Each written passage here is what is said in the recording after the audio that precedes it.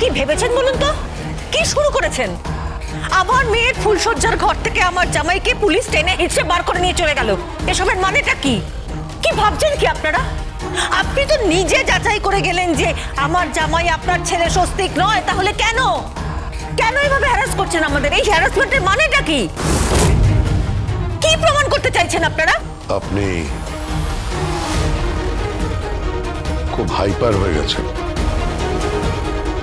এত উত্তেজিত হবেন না। দেখুন, আমি একজন পিতা। হ্যাঁ, আমি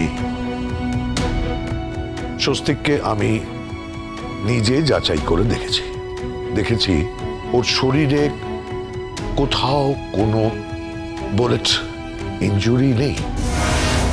কিন্তু জানেন তো, আমার বাড়িতে আমি ছাড়াও আরেকজন ক্রিমিনাল লয়ার রয়েছে, এবং এখন আমি মানতে বাধ্য হচ্ছি যে তার মাথাটা আমার মাথার থেকে বেশি চলে।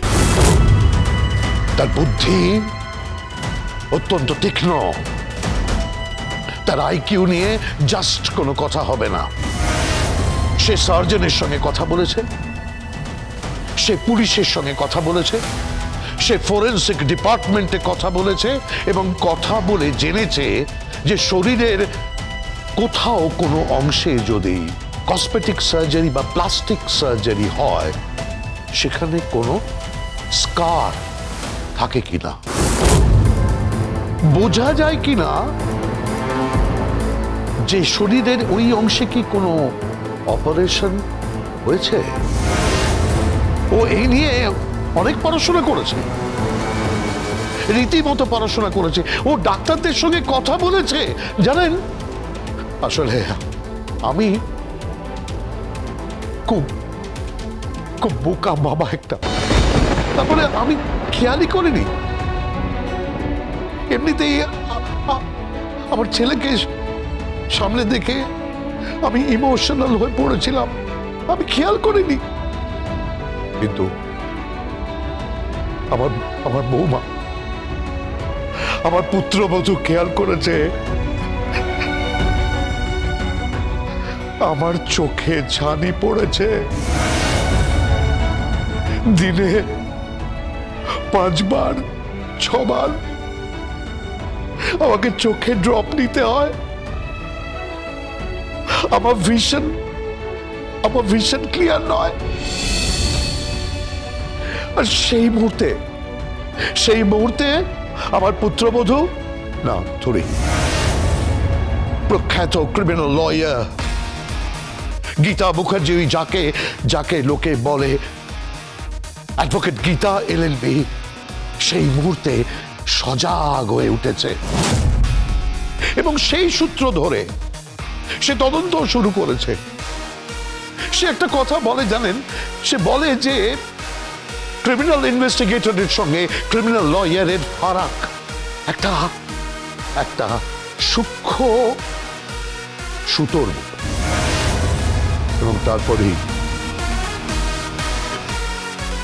কোর্ট থেকে এই অর্ডারটা বার করেছে। এই অর্ডারটা বার করেছে আপনার মেয়ের যাতে কোনো ক্ষতি না, তার জীবনটা যাতে নষ্ট না হয়। আর তার জন্য একজন দায়িত্বশীল নাগরিক হিসেবে, একজন দায়িত্বশীল লয়ার হিসেবে সে ফুলসজ্জাটা হতে দেয়নি। আই এম প্রাউড অফ হার।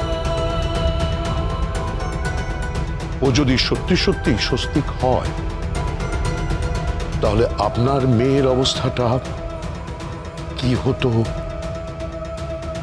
ভাবতে পারছেন না? আর যদি ও স্বস্তিক হয়, ওকে তো ফিরে আসতেই হবে। হ্যাঁ, ফিরে আসতেই হবে, তাই না? ও স্বস্তিক নয়।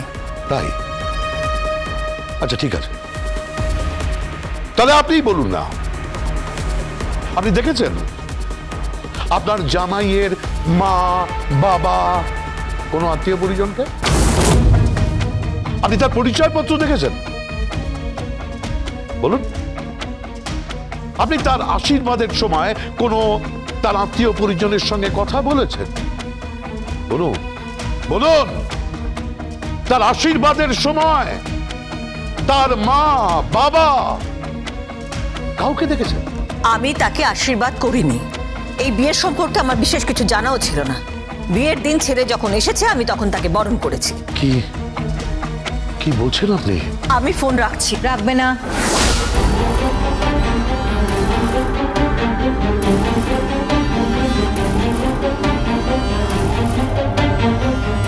Hello, advocate Agnijit Mukherjee. সঞ্জয়কে আমি তুলে নিয়ে এসেছি। আমার একজন লয়ার আছে, অ্যাডভোকেট ভজন মিত্তি, তার সাহায্যে আমি একটা অর্ডার বার করেছি। সঞ্জয় আমাদের বাড়িতেই থাকবে, আর এখন থেকে সঞ্জয়ের ঠিকানা আমাদের বাড়ি হবে। কেন? ওর নিজস্ব ঠিকানা কি? অ্যাড্রেস কি? কেয়ার অফ ফুটপাথ নিশ্চয়ই নয়। কোনো না কোনো বাড়ি একটা আছে। তার ঠিকানা কি? কারা থাকে ওখানে? উত্তর দাও, উত্তর দাও তুমি। একজন গুরুজন হিসেবে আমি তোমাকে প্রশ্ন করছি, আজ যদি ফুলশয্যা হতো এবং তোমার সঙ্গে সঞ্জয়ের সম্পর্ক রচিত হতো এবং তারপর যদি প্রমাণ হতো যে ও স্বস্তিক মুখার্জি সঞ্জয় নয়, তুমি কোথায় গিয়ে দাঁড়াতে জীবনে? তুমি নিজের আয়নার সামনে দাঁড়িয়ে নিজে মুখ দেখাতে পারতে? তুমি তো মরে যেতে জীবিত অবস্থায়। আমি তো বলছি ও সঞ্জয়, ও সঞ্জয়, সঞ্জয়, সঞ্জয়। তুমি চিৎকার করলেই তো হবে না, আইন প্রমাণ চায়, প্রমাণ চায় আইন। যাই হোক, অনেক রাত হয়েছে। আমার ধারণা কোর্টও কালকে খুলবে এবং আমার বৌমা হয়তো কোর্টে যাবে, আর ওখানে ওই আলাদা ঠিকানাটা দাবি করবে। তোমার সঞ্জয় বা আমার স্বস্তিক, সে যেই হোক না কেন, যতক্ষণ কেসটা কোর্টে আছে, তোমরা কে ওর স্ত্রী সেটা যতক্ষণ না ফয়সালা হচ্ছে, সিদ্ধান্ত হচ্ছে, তুমি নিজে এই চরম ভুলটা করে বসো না। একজন পিতা হিসেবে আমি তোমাকে এটা অ্যাডভাইস করলাম। আমি একবার ফোনটা পেতে পারি?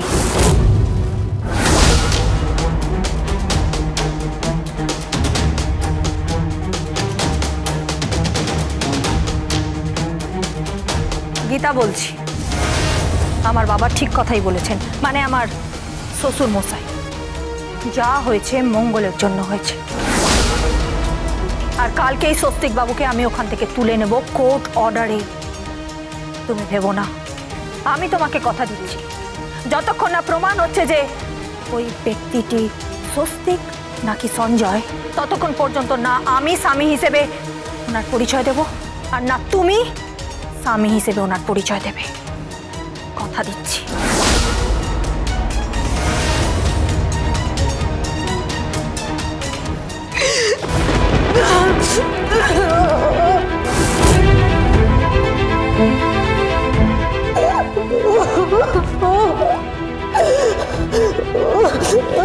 কি হয়েছে? তুমি কাঁদছো কেন ভাবে? কি হয়েছে বলো? ওকে ওকে ওকে কালকে একটু অন্য জায়গায় নিয়ে গিয়ে রাখা। কেন? ওর নিজের বাড়ি নেই? ওর বাবা কে? বাবার নাম কি? মার নাম কি? হ্যাঁ, ওর নিজস্ব কোনো ঠিকানা নেই?